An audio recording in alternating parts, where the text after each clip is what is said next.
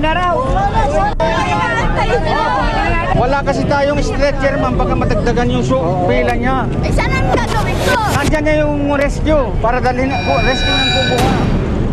Bale, at 10:37 po, naka-receive kami ng emergency call na meron daw pong pedestrian accident sa may green fields daw po. It turns out na pag-touchdown po namin dun sa site, nagtataka po kami is wala po doon. So, kinonfirm po namin. Yung pag-confirm po namin, hindi po pala doon yung site, kumbaga hindi po pala green fields. Pero ano po pala siya? Green Heights. Yung rescue, medyo matagal sila dumating, gawa ng naligaw-ligaw po sila at saka matraffic po.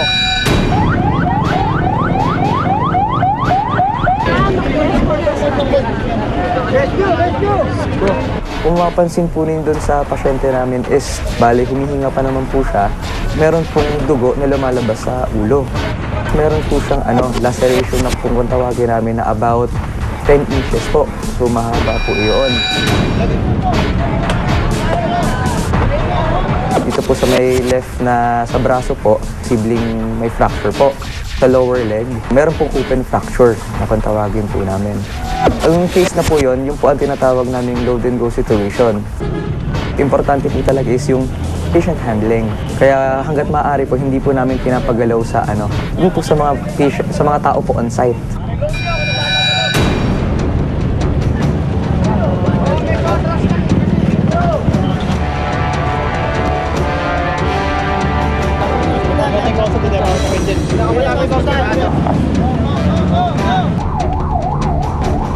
Nag-drive siya sa anak ko. Kaya pala inaantay siya, hindi dumarating.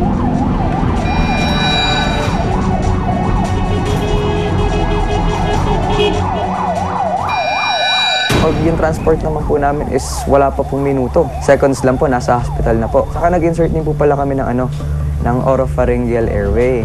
Ito po yung pang-open po ng airway natin. Bale, tapos po nun na ipasok na po natin siya sa loob po ng emergency room.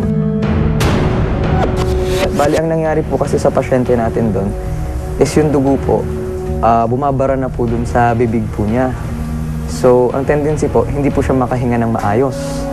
Kaya yun po yung sinasuction natin. Kailangan po natin tanggalin yung mga dugo-dugo na pong iyon para makahinga po siya ng maayos.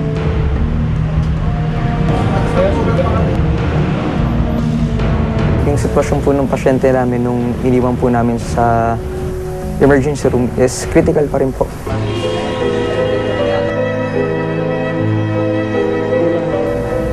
Tinakbo pa siya sa ospital sa Bernardino, pero namatay, binawian din ng around 1:01 a.m. 28 May 2011. Dinala natin dito yung isang suspect na kasama yung taxi niya. Yung driver nakakulong ngayon, pwede natin siya sampahan ng kasong reckless imprudence resulting in homicide. Yung isang Toyota Revo na allegedly na unang bumangga dun sa biktima, tumakas. Pero ginawa na natin ng alarma yon at isasubmit na natin sa follow-up namin dun sa Quezon City Traffic. Mas mabigat yun kasi abandonment of one's victim yun eh.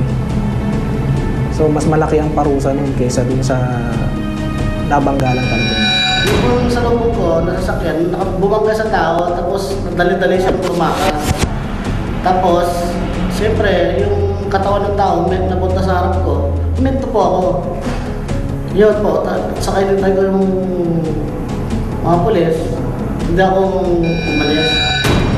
So doon po sa mga nakakita at nakasaksi doon sa pangyayari, kung alam po ninyo kung saan nakatira at kung kilala ninyo yung sasakyan, ipagbigay alam lang po dito sa opisina namin, 935-7503. Ang plaka po ng Toyota Revo is PDC 954. Siyempre, masakit. Yung bayaw ko na yan, wala naman siyang mabait naman siya. Katunayan nga, Hindi niya iniiwanan yung yung biyanan ko, hinanay niya. Siya lang ang kasama, siya lang ang tumutulong.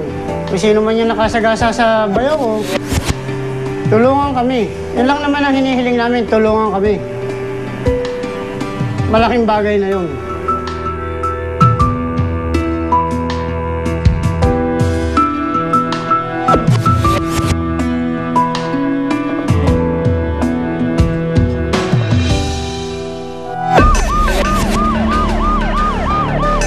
Okay, number one po kasi talaga is pag hindi po sigurado sa kung anong gagawin, automatically call for help po. Yung sa mga enforcers po natin, sa mga kapulisan po, maigi pong meron din po silang training regarding this. First aid and basic life support, i-grab po natin yun. Kasi napakalaking bagay po nun. Bale, kung talaga pong wala po tayong gamit na makuha, it is better to be resourceful po. Kung ano po ang makita natin dyan, like mga trapal, plywoods, pang-spin po natin, mga karton, yan, pwede po natin gamitin yun. Kasi pag emergency naman po yan, anytime, kumbaga, kung wala po tayong gamit, improvise po tayo. Huwag po kayo magmumura ho. Kaya wala ho kayong pupuntahan kung ganyan ho laman ang bibig nyo. Nangalakal kami para may nagmalamon. Hindi pag nanakaw.